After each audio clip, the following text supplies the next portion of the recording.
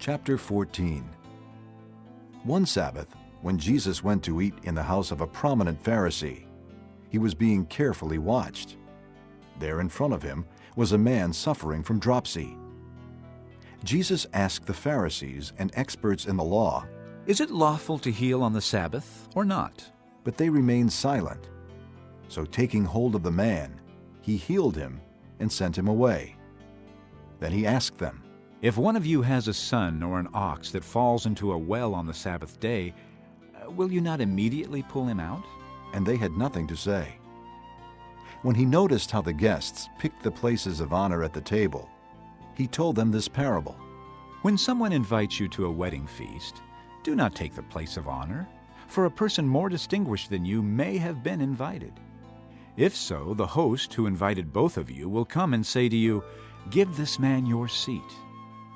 Then, humiliated, you will have to take the least important place.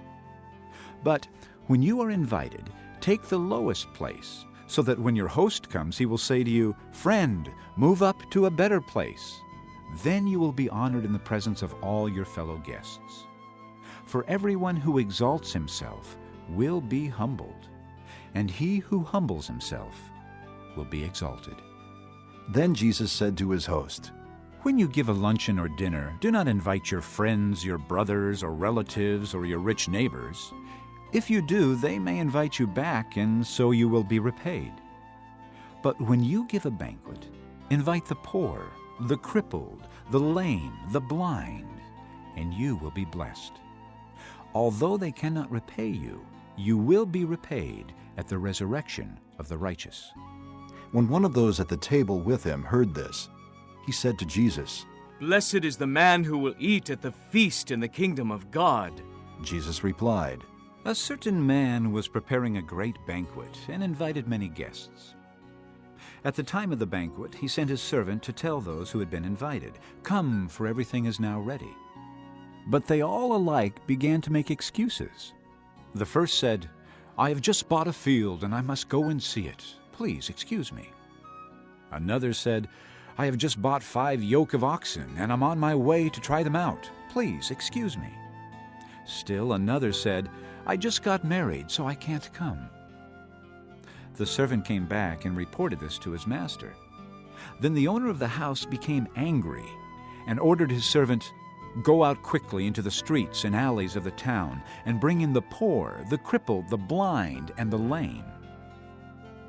"Sir," the servant said, "what you ordered has been done, but there is still room." Then the master told his servant, "Go out to the roads and country lanes and make them come in so that my house will be full."